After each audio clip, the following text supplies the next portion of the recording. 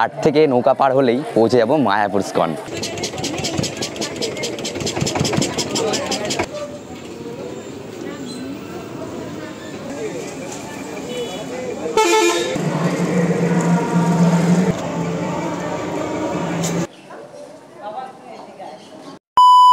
Hello বন্ধুরা, তোমরা সবাই কেমন আছো? আশা করি সবাই খুব ভালো আছো এবং সুস্থ আছো। আজকে থাম্বনেল দেখে তো তোমরা বুঝেই গেছো আমি কোথায় যাচ্ছি। হ্যাঁ, আজকে আমি যাচ্ছি কৃষ্ণনগরের মায়াপুরে, বিশ্বের সব থেকে বড় তীর্থস্থান। আজকে তোমাদের ওইটাই দেখাবো যে তোমরা কি করে মায়াপুর যাবে এবং কত কম খরচায় তোমরা ওখানে নাইট স্টে করতে পারবে। প্লাস মায়াপুরে সন্ধ্যা আরতি থেকে শুরু করে আর যা যা হয় সেইগুলোও তোমাদের সামনে তুলে ধরবো। চলো বেশি দেরি না করে এবার রানাঘাট স্টেশনের দিকে যাওয়া যাক, ট্রেনটা ধরতে হবে।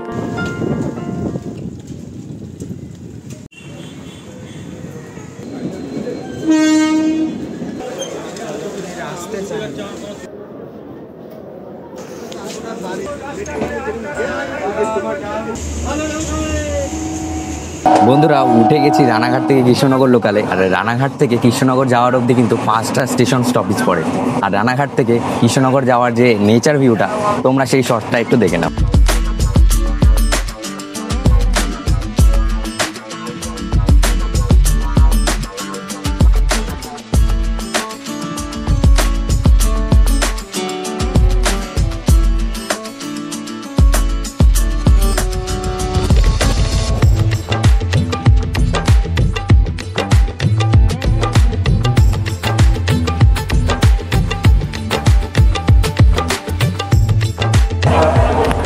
বন্ধুরা, চলে আসলাম কৃষ্ণনগর স্টেশনে। এইবার কৃষ্ণনগর স্টেশন থেকে বেরিয়ে আমাদের অটো ধরতে হবে স্বরূপগঞ্জ যাওয়ার জন্য।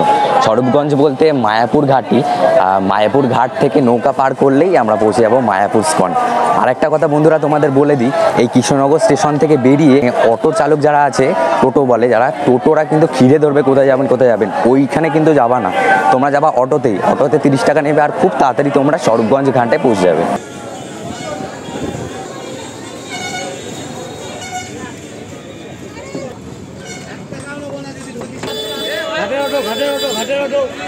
বন্ধুরা, এইটা হচ্ছে অটো স্ট্যান্ড। এইখান থেকেই তোমরা কিন্তু গাড়ি ধরে যাবে স্বরূপগঞ্জ ঘাটে। এই আশেপাশে অনেক টোটোরাই বলবে ডাইরেক্ট মন্দির, তোমরা ওই গাড়িতে উঠবে না, কারণ ওখানে প্রচুর টাকা চার্জ করবে, প্লাস মন্দিরের সামনেও নিয়ে যাবে না।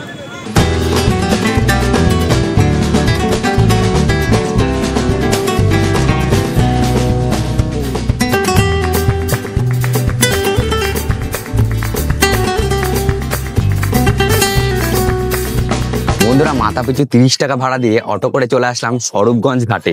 এইবার ঘাট থেকে নৌকা পার হলেই পৌঁছে যাবো মায়াপুর ইস্কন।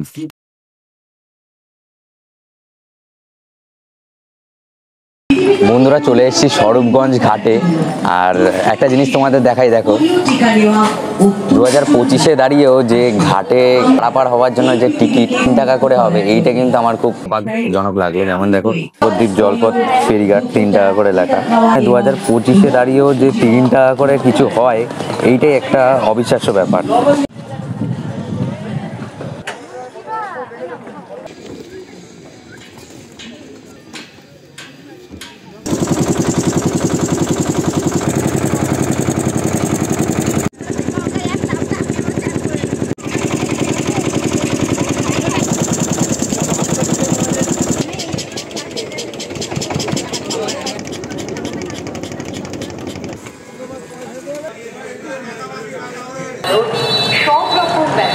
বন্ধুরা, স্বরূপগঞ্জ ঘাট পার করা হয়ে গেছে। এইবার ঘাট পার করলেই কিন্তু অল্প একটু ডিস্টেন্স, তোমরা চাইলে হেঁটেও যেতে পারো। আর যদি বাড়ির ফ্যামিলি মেম্বার ধরো নিয়ে এসছো, অনেকজন আছে এবং বাড়ির সিনিয়র সিটিজেনরা আছে, তাহলে তোমরা 10 টাকা বা 5 টাকাও কিন্তু পাওয়া যায়। 5 টাকা করে তোমরা একদম মন্দিরের সামনে চলে যেতে পারো। এই যে এই টুকটুকিগুলো যে যাচ্ছে দেখছো, এইগুলো কিন্তু 10-5 টাকা করে তোমাদের একদম মন্দিরের সামনে নিয়ে চলে যাবে। আর বেশি দূরও না, এখান থেকে অল্প একটু ডিস্টেন্স। আমি বলবো যারা আমার মতো ব্যাচেলাররা আসছো, তারা হেঁটেই যেতে পারো, কারণ ফালতু 5 টাকা 10 টাকা ভাড়া দিয়ে কী বা হবে।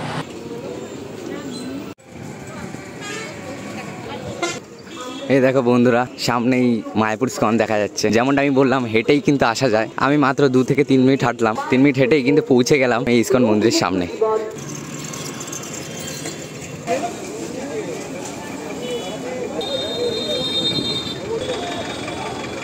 বন্ধুরা, পৌঁছে গেলাম মায়াপুর ইস্কনের ভিতরে। তোমরা তো দেখতে পাচ্ছ পিছনে বড় মায়াপুরের মন্দিরটা। এখনো অবধি খাওয়ার যে টিকিট কাউন্টারটা, ওটা এখনো খোলা আছে। ভাবিনি যে 1টার সময় খোলা থাকবে, আমার ঢুকতে একটু লেট হয়ে গেছে যেহেতু 1টা-1:30 বেজে গেছে, এখনও খোলা আছে। দেখো কপালটা ভালো থাকে, এখনও খোলা পেয়ে গেছি। চলো টিকিটটা আগে কেটে নিই। দাদা একটা দিন। বন্ধুরা এই যে সুলভ মানে কি বলে এটা, সুলভ প্রসাদের কুপনটা কাটা হয়ে গেছে। যেহেতু 1টা বাজে, দুপুর 1টা বাজে, কিছু খাইনি, খাওয়াটাকে কমপ্লিট করে নেবো, তারপরে থাকার জায়গাটা খুঁজবো যে কোথায় থাকা যায়।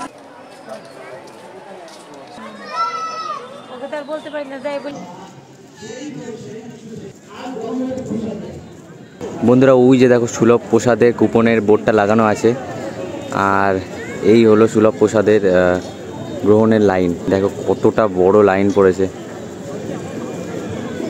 বাপ রে বাপ, এত বড় লাইন পড়েছে 50 টাকা দিয়ে খাওয়ার জন্য।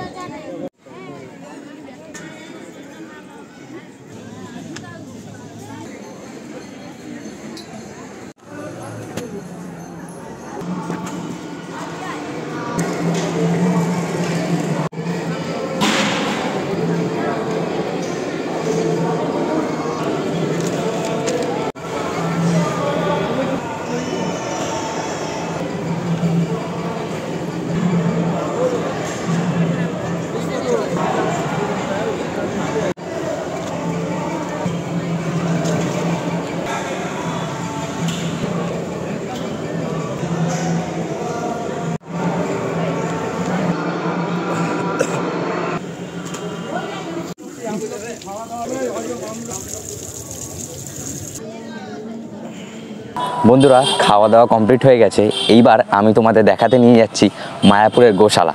গোশালায় গিয়ে এইটাও দেখবো 2 বছর আগে যেই দামে আমি ক্ষীর এবং দই লস্যি পেয়েছিলাম সেই দামে পাওয়া যায় কিনা বা একটু বেড়েছে কিনা। যেমন আমি দেখলাম প্রসাদের দামটাও 10 টাকা বেড়েছে, যেটা আগে ছিল 40 টাকা, ওটা 50 টাকা হয়েছে। তো দেখবো গোশালায় গিয়েও প্রাইসটা কত ইনক্রিজ হয়েছে। বন্ধুরা এইটা হলো মায়াপুরের মুভি থিয়েটার, যেটা কিনা 20 মিনিটের ডিউরেশনের একটা শো হয়। এটা খোলা থাকে সকাল 10টা থেকে রাত্রির 8টা অবধি। তোমরা কিন্তু চাইলেই 40 টাকা দিয়ে এইখানে ভিতরে শো দেখতে পারো।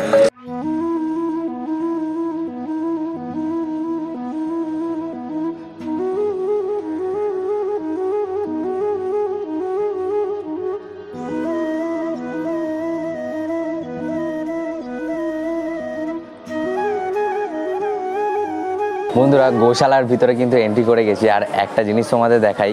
গোশালার ভিতরে এই যে দেখতে পাচ্ছ গরুগুলো শিং দেখো কতটা বড়। যতবারই এসেছি ততবারই দেখেছি এরা কিন্তু শান্ত স্বভাবের হয়, কাউকে কোনো কিছু বলে না। তুমি যদি গায়ে হাতও দাও এরা কিন্তু কিচ্ছু বলবে না। আর এখানে প্রচুর গরু, তোমাদের মানে ধারণার বাইরে এত গরু আছে এখানে। এই সাইডে একটা আছে বড় শিং, যেটা মানুষজন ভিড় করছে। আচ্ছা এখন বিশ্রাম করছে, কিন্তু শিংটা দেখো কতটা বড়, বাপরে। আচ্ছা